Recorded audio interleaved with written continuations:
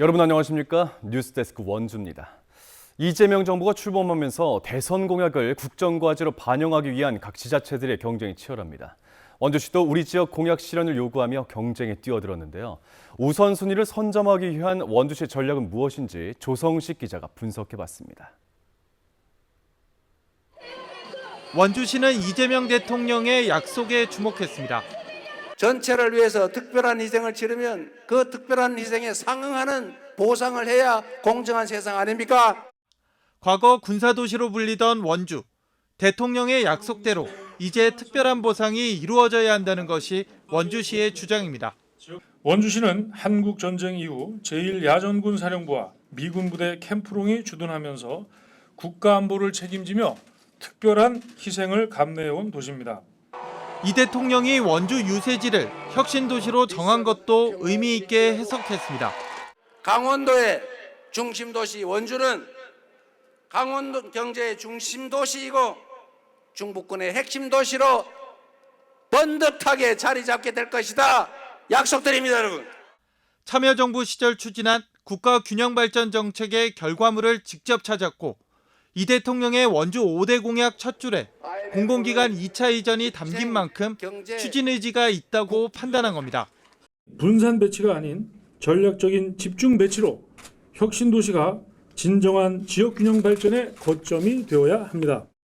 그리고 원주시가 무기로 내세운 것은 꾸준한 노력입니다. 2009년 첨단의료 복합단지 지정 실패에도 불구하고 관련 산업 육성을 스스로 일궈냈고 이제 정부의 지원만 있으면 완성된다는 점을 부각했습니다. 그 아픔을 딛고 30년 이상을 민관 주도로 의료산업 생태계를 조성해 왔으나 첨단 의료 산업으로의 도약은 지자체의 노력만으로는 한계가 분명합니다. 원주시는 대통령 공약에 포함된 6개 과제를 비롯해 모두 11가지 지역 현안을 정부 정책에 반영해 줄 것을 건의했습니다. 조만간 특별 추진단도 구성해 체계적인 대응에 나서겠다는 의지도 밝혔습니다. 하지만 정권 교체로 여야가 바뀐 상황이 원주 현안 해결에 어떤 영향을 미칠지 우려가 존재합니다. 그동안 원주시의 주요 정책이 좀 속도를 낼 수 있도록 새 정부의 전략과 원주시의 정책들이 잘 조율돼서 진행될 수 있도록 여야가 협력하고 이런 내용을 지자체가 잘 이끌어 나갈 수 있도록 노력하는 것이 매우 중요할 것 같습니다. 새 정부 출범 이후 정부 정책 반영을 위한 각 지자체들의 치열한 각축전이 시작된 가운데 원주시가 과연 우위를 선점할 수 있을지 지역 내에 관심이 높습니다. MBC 뉴스 조성식입니다. 대선이 끝나고 각 시군에선 각종 축제들이 이어지고 있습니다. 지역의 관광과 경제를 살리는 중요한 역할을 맡게 되지만 많은 사람들이 몰리면서 발생하는 쓰레기 역시 어마어마한데요. 축제 현장에서 발생하는 각종 쓰레기를 줄이고 친환경 축제로 만들기 위한 도전이 시작됩니다. 권기만 기자입니다. 지난 주말 5만 명이 찾았다는 원주 에브리싱 페스티벌. 축제가 끝나고 현장에서 나온 쓰레기들이 폐기물 컨테이너에 가득 쌓여 있습니다. 주로 간식과 음료를 먹고 마신 컵과 용기 등 일회용품이 대부분입니다. 현장에서 나온 쓰레기들은 봉투에 담긴 채 그대로 처리업체로 넘어갑니다. 축제장에서 버려지는 쓰레기들은 보시는 것처럼 분리수거가 제대로 되지 않아 재활용이 불가능한 경우가 대부분입니다. 지역 축제로 발생하는 환경 문제를 줄이고 축제를 친환경적으로 개최하기 위해 환경당국과 도내 6개 시군이 손을 잡았습니다. 원주 댄싱 카니발, 강릉 커피 축제, 철원 한탄강 얼음 트레킹 축제 등 도내 16개 축제 현장에서 다회용기를 사용해 쓰레기 배출을 획기적으로 줄이는 것이 첫 번째 목표입니다. 또 탄소 저감을 위해 방문자들이 자전거와 셔틀버스를 이용하도록 유도하는 내용도 포함됐습니다. 다회용기를 사용하거나 친환경 이동수단 이용에 적극 동참하는 방문자들에게는 기념품과 인센티브를 제공한다는 계획입니다. 이런 것들이 지금은 어느 도시만의 문제가 아니고 우리 국가만의 문제가 아니고 전 인류적인 문제인데 우리가 작은 실천부터 이렇게 한다는 것은 굉장히 의미가 있고 앞으로 꼭 필요한 일이라고 생각합니다. 지자체 입장에서 다회용기 구입과 세척, 기념품 구입 등에 필요한 비용이 부담일 수 있는데 환경청은 이번 협약을 계기로 이와 관련한 정책, 재정 지원을 확대하겠다고 밝혔습니다. 오늘 참여해 주신 6개 지자체의 친환경 축제가 강원도 18개 시군 전역으로 확산되기를 희망하며 실효성 있는 성과가 도출되기 위한 지원을 아끼지 않겠습니다. 각 축제장마다 방문객들이 놀이와 체험을 통해 탄소 중립과 기후변화 등의 환경 문제를 배워볼 수 있는 공간도 확대 운영해 시민들의 환경의식을 높이는 데도 힘을 모으기로 했습니다. MBC 뉴스 권기반입니다. 금강산 관광 중단으로 접경 지역의 경제는 상당한 타격을 입었는데요. 지난 2023년 말에 시행된 평화경제특구법이 새로운 정부 들어 탄력을 받을 것으로 보이면서 지역도 기대감을 드러내고 있습니다. 이하라 기자가 취재했습니다. 지난 1998년 동해항을 출발하는 금강선으로 시작한 금강산 관광.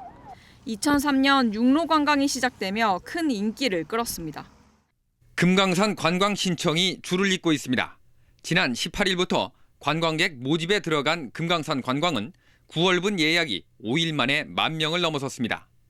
금강산 관광지구에는 40여 개에 이르는 남측 기업들이 특구 개발부터 골프장, 면세점 등의 관광 사업도 진행했습니다. 그러나 2008년 7월 관광객 피격 사망 사건이 발생하면서 관광이 중단됐습니다. 금강산 관광의 길목으로 큰 호황을 누리던 이 작은 마을은 2008년 피격 사건 이후 17년째 긴 겨울잠을 자고 있습니다. 금강산 관광 중단에 따른 고성 지역 피해 추산액은 1조 원을 넘겼습니다. 동네에 막국수집이나 식당도 많았을 것 같은데. 그럼 많았지. 저 안에 저기 세 집 여기도 이알로 하나 둘 셋인데 어이구야 많았다 여기 막국수가. 나는 다 문 닫은 거요. 그냥 이제 폐허가 되었어 집도. 그렇게 힘들어.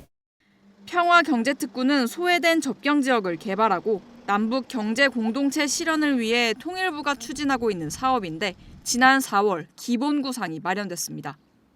여기에 대선 기간 여러 가지 통일 정책을 언급한 이재명 대통령의 당선으로 접경 지역들의 기대감이 커지고 있습니다.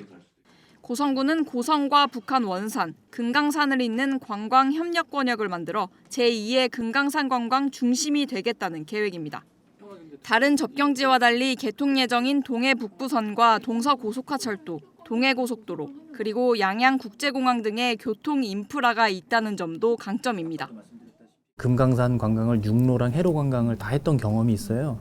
지정만 되면 그 운영 노하우가 있어서 시행착오라든지 그런 게 전혀 없고 오히려 더 국제적인 관광지로 더 키울 수 있는 그런 상황입니다. 통일부는 현장 실사 등을 바탕으로 올해 안에 기본 계획을 발표한다는 계획입니다. 이르면 내년 하반기쯤 지정 신청을 받을 것으로 예상되는 가운데 강원도에서 평화경제특구가 나올지 주목됩니다. MBC 뉴스 이하라입니다. 군 생활에 있어 일병부터 병장까지 병사를 자동으로 진급시키는 제도가 1년 전에 폐지된 사실이 뒤늦게 알려지면서 사회적인 이슈가 되고 있습니다.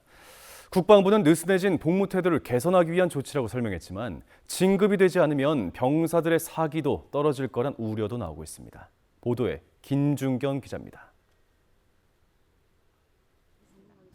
병사 자동 진급 제도가 개정된 군 인사법에 따라 폐지된 건 지난해 6월입니다. 거의 1년 만인 지난달 28일 국회 전자청원에 반대 국민청원이 올라왔습니다. 게시된 지 8일 만에 5만 명 이상의 동의를 얻어 국방위원회 안건으로 채택됐습니다. 그동안에는 진급이 누락돼도 최대 2개월이 지나면 자동으로 진급됐지만 법이 개정되면서 최악의 경우 15개월을 일병으로 복무한 뒤 전역을 앞둔 달에 상병을 달고 전역 당일이 돼서야 병장으로 진급하는 상황까지 생길 수 있게 된 겁니다. 이 같은 소식이 뒤늦게 알려지면서 찬반 의견이 팽팽히 맞서고 있습니다. 지금 솔직히 군대 내부가 많이 개판이라고 소리가 많이 저는 들었거든요. 그래서 저는 좀 그런 걸로 좀 경각심을 갖게 해야지 그 안에서도 좀 자신이 속해 있는 집단에 피해를 안 가게. 반면 자식을 군대에 보낸 부모들은 거세게 반발하고 있습니다.